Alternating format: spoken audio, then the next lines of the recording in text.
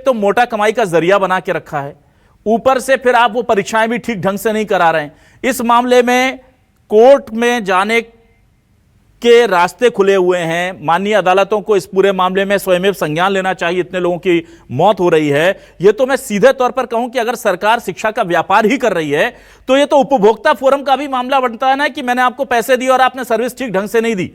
ये तो उस कहते हैं ना लेन देन की परिभाषा में कि धंधे का उसूल भी तोड़ रहे हो आप। समाज सेवा, देश निर्माण, राजनीतिक भविष्य देश का भविष्य बनाना, ये तो बहुत सैद्धांतिक बातें हो गई।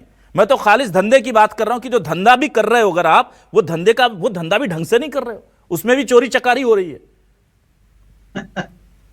बिल्कुल ठीक बात है अभिलाष जी। और ये अब उसी मोड पे सारी चीजें जा रही हैं। और अब देखिए, आप इतने खुल के लोग बोलने लग गए। अब इतनी चिंता की बात है कि जो स्टेप सख्त उठाने चाहिए वो तो आप उठा नहीं रहे। फेस सेविंग कर रहे हैं, आप एक मंत्री को बचा रहे हैं। पूरे देश में इस बात की मांग हो रही है। धर्मेंद्र प्रधान इस समय विलेन बने हुए, इसके बाद भी आपको बचा रहे हैं। और जो आप कह रहे हैं कि आप यदि हमसे आप फीस वसूल रहे हैं तो ये सरकार की जिम्मेदारी बनती है कि लीक प्रूफ हो और कोई गड़बड़ी ना हो। ये सरकार की जिम्मेदारी। अभी आप देखिए, नीट परीक्षा हो रही है। 4 दिन पहले छात्रों से कहा गया कि आप अपने डाउनलोड कर लें एडमिट कार्ड।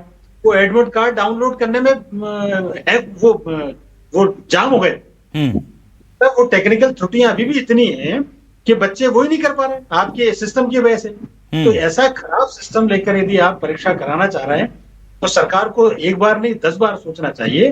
और ये एक कदम की बात नहीं है। मैंने पहले भी जिक्र किया है कि केवल एक पेपर लीक का मामला नहीं है। आप देखिए, आंसर शीट में गड़बड़ी हो रही है, ओएमआर शीट में घुसपैठ हो रही है। और नीट तो छोड़िए, सीबीएसई की परीक्षा में 10वीं और 12वीं की परीक्षाओं ने हैक करके बता दिया सरकार का सिस्टम।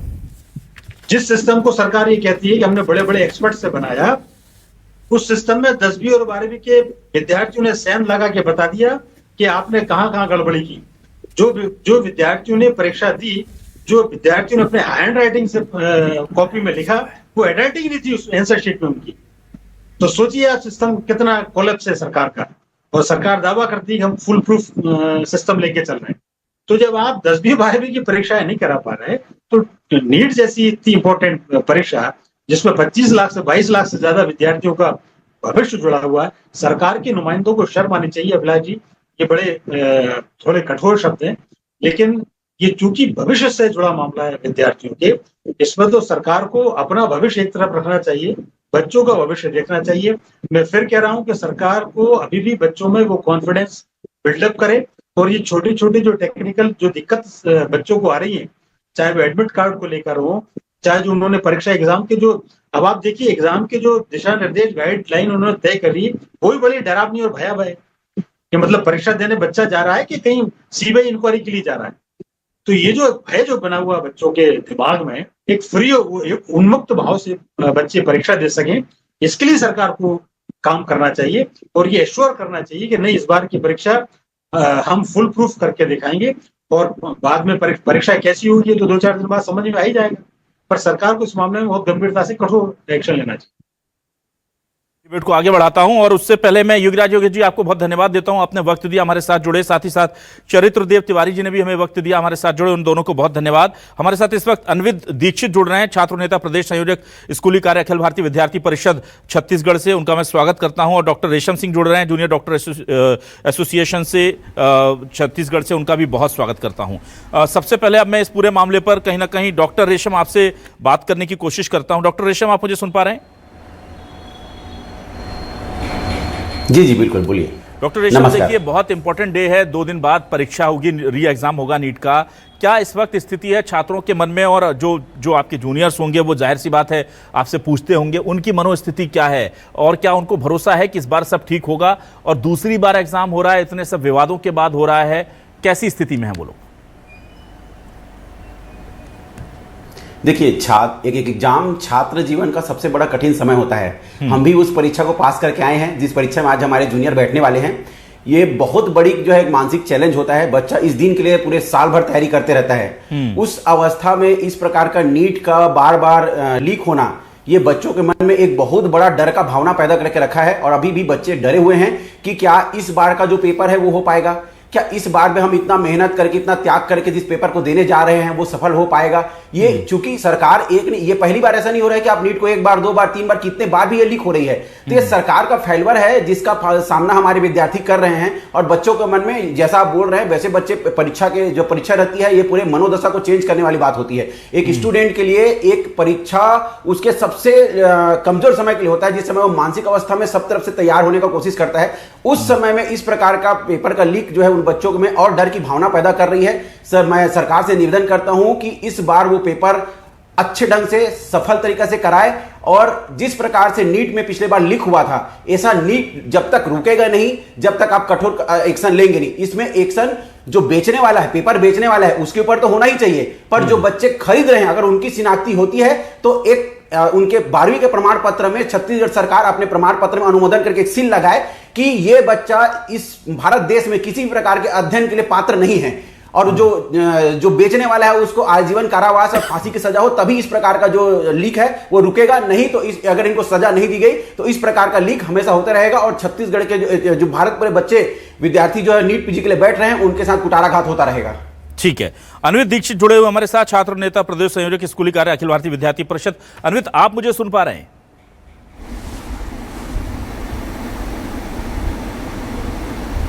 जी भैया जी। जी अनवित, मैं आपसे यह जानना चाह रहा हूं अखिल भारतीय विद्यार्थी परिषद की क्या भूमिका रही है इस पूरे छात्रों के इतने बड़े मामले में, क्योंकि कहा जा रहा है, सीधे आरोप लग रहे हैं कि आप लोग कॉम्प्रोमाइज हो गए सरकार के और पार्टी के दबाव में आकर के खामोश बैठ गए, जबकि ये बड़ी लड़ाई थी, आपको सड़कों पर उतरना था।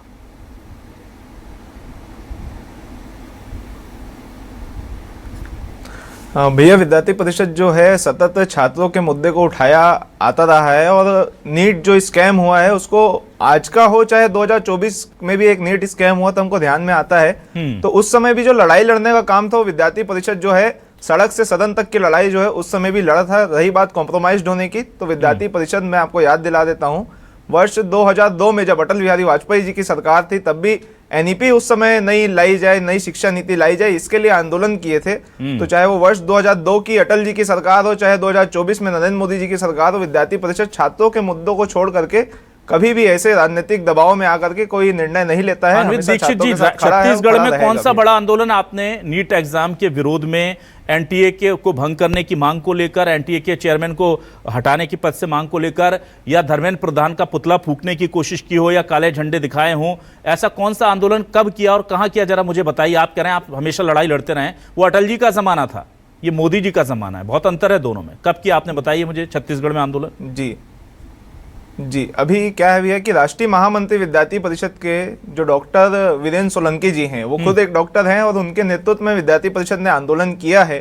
छत्तीसगढ़ की अगर मैं बात करूं तो हर जिले के कलेक्टर को हमने ज्ञापन सौंपा है और कहा है कि जल्द से जल्द इसकी कार्रवाई होनी चाहिए। जो भी दोषी हैं इसके पीछे में, चाहे वो सरकार से है, चाहे कोई भी दोषी इसके पीछे जो पाए गए हैं, उनके खिलाफ सख्त से सख्त कार्रवाई होनी चाहिए और इनको कठोर सजा मिलनी चाहिए, ऐसा विद्यार्थी परिषद का मत है। सड़कों पर आप उतर नहीं पाए, लेकिन इसको लेकर के चक्का जाम नहीं कर पाए।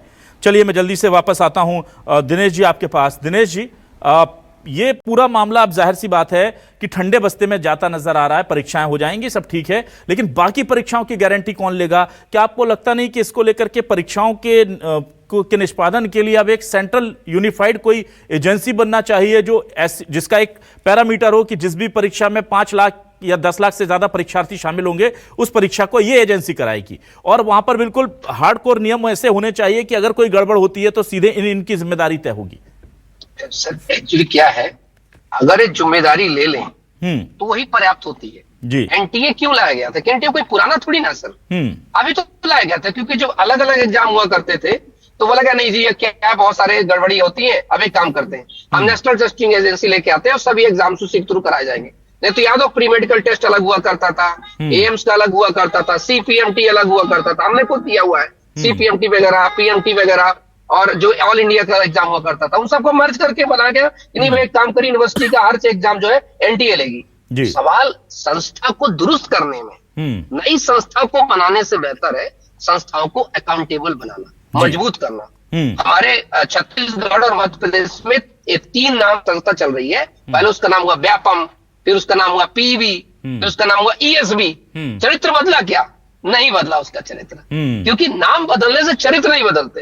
क्योंकि जो अंदर, आप खाल कोई भी पहन लीजिए, जो आप अंदर हैं वही रहेंगे जब तक आपके अंदर का बदलाव ना किया जाए। और अंदर के बदलाव करने के लिए सबसे बड़ी जरूरी है वो है रूल्स का फ्रेमवर्क, कि उसकी क्या जिम्मेदारी होगी, कि उनको चयन किनका किया जाएगा।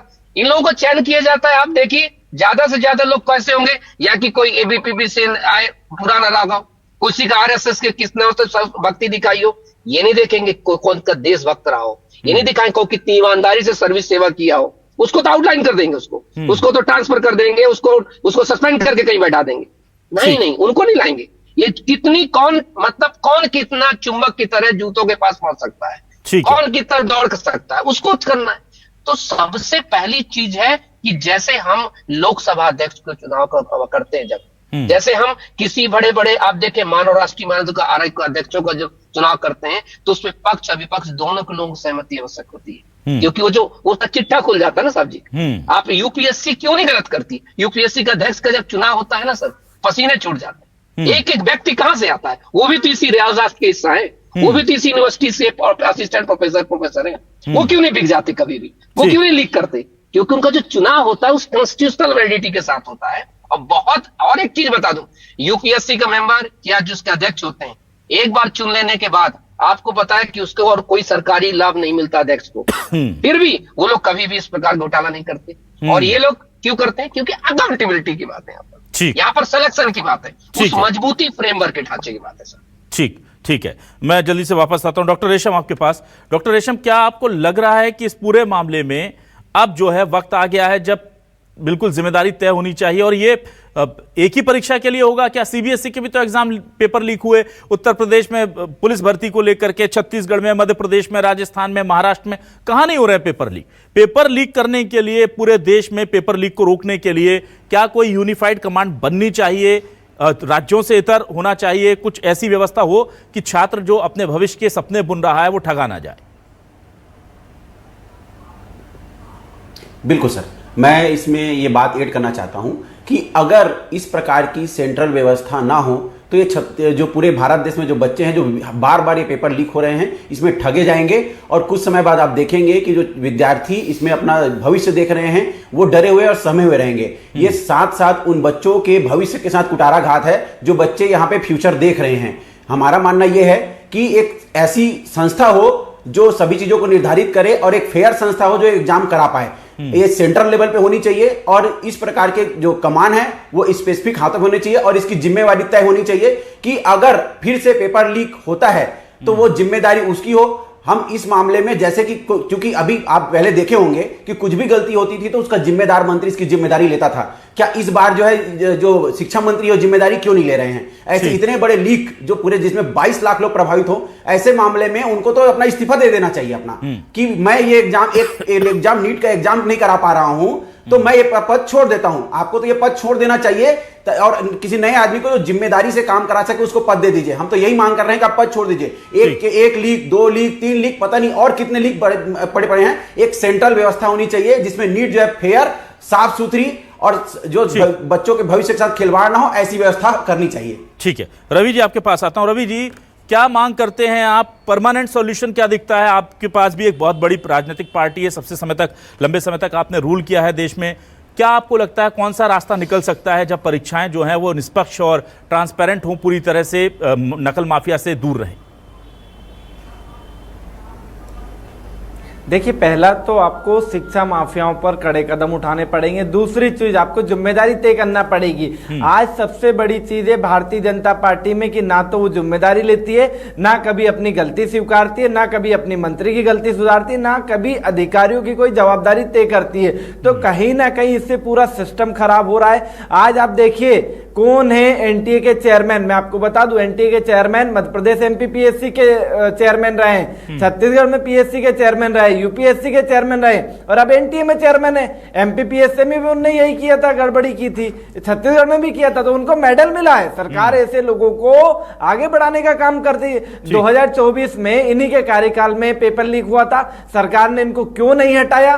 सरकार को तत्काल हटा देना चाहिए था, लेकिन सरकार जिम्मेदारी तय नहीं कर पा रही है, कार्रवाई नहीं कर पा रही है। तो हम ऐसी सरकार से क्या उम्मीद रखें कि सरकार कार्रवाई करेगी? सरकार को ऐसे सख्त नियम बनाना चाहिए कि जो भी पेपर लीक वाले बड़े मामले में शामिल होगा, जो भी दोषी होगा उसको फांसी की सजा होगी, तो कहीं ना कहीं न्याय की उम्मीद जनता को जागेगी। ठीक है, अन्वित दीक्षित के पास आता हूं अंतिम सवाल लेकर। अन्वित दीक्षित, क्या 21 तारीख को नीट की परीक्षा हो जाती है, शाम को आपको लगेगा सब खत्म हो गया, या जो गड़बड़ियां हुई हैं उसके लिए आप लोग संघर्ष करने की मांग करेंगे और जिनकी मौतें हुई हैं, सुसाइड हुए हैं, उनको न्याय दिलाने की कोशिश करेंगे?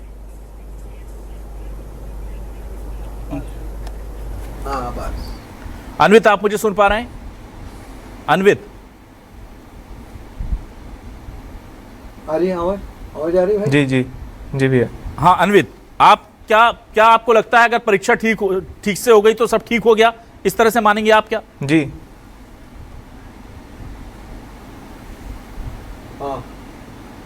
नहीं, बिल्कुल भैया, अगर परीक्षा ठीक तरीके से हो जाए फिर भी, लेकिन जो छात्रों का मुद्दा है, क्योंकि 22 लाख विद्यार्थियों का ये मामला है और 22 लाख विद्यार्थियों की मेहनत है ये, मतलब उन्होंने कहीं ना कहीं इतने लंबे समय तक के साधना की है, और उनका जो ये इनके साथ जो अन्याय हुआ है वो सिर्फ एक परीक्षा मात्र लेने से ही एड्रेस नहीं होगा। उसके लिए आगे भी सरकार को कुछ ना कुछ कदम उठाने चाहिए। जो जब तक के जो दोषी हैं उनको ठीक से सजा नहीं मिल जाएगी, कठोर कार्रवाई उनके पर नहीं होगी, तब तक के जितने भी 22 लाख विद्यार्थी वो न्याय से छूते रहेंगे, मुझे ऐसा लगता है।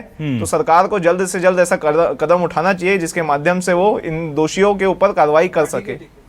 बिल्कुल, देखिए 22 लाख विद्यार्थी तो केवल नीट के हैं, सीबीएसई के जोड़ लीजिए, बाकी प्रतियोगी परीक्षाओं के जोड़ लीजिए, बहुत बड़ा मुद्दा है। और मेरी दरख्वास्त है अखिल भारतीय विद्यार्थी परिषद के पदाधिकारियों से कि छात्र हित के इस मामले में इतनी खामोशी मत बरतिए। उन दिवंगत छात्रों के परिजनों से मिलिए, सरकार पर दबाव बनाइए, क्योंकि आपकी खामोशी ऐसा नहीं है कि देश के भविष्य को अकेला खोखला कर रही है, वो आपकी पार्टी के जड़ों में भी मट्ठा डालने का काम कर रही है। इसको समझिए। अगर आप देश हित में नहीं सोच सकते तो पार्टी हित में बाहर निकलिए और पार्टी हित में इन लोगों के खिलाफ मांग कीजिए कि शिक्षा मंत्री जो हैं उनके खिलाफ कार्रवाई हो, एनटीए के चेयरमैन के खिलाफ कार्रवाई हो, क्योंकि ये शिक्षकों के साथ साथ छात्रों का, अभिभावकों का और पूरे देश के भविष्य का सवाल है। पार्टी की नीति रीति बदलती रहती है, देश का भविष्य बर्बाद नहीं होना चाहिए। ये देखिए, अब देखते हैं कि इस बार परीक्षा पूरी हो जाएगी तो जश्न मनाया जाएगा या फिर बैठकर संजीदगी से विचार किया जाएगा कि बहुत कुछ किया जा सकता है और अभी हुआ नहीं है। बहुत शुक्रिया अदा करूंगा मैं मेरे साथ जुड़े हुए तमाम मेहमानों का। मेरे साथ दिनेश चौहान जी, आप लोग लगातार जुड़े रहे, आपका बहुत शुक्रिया।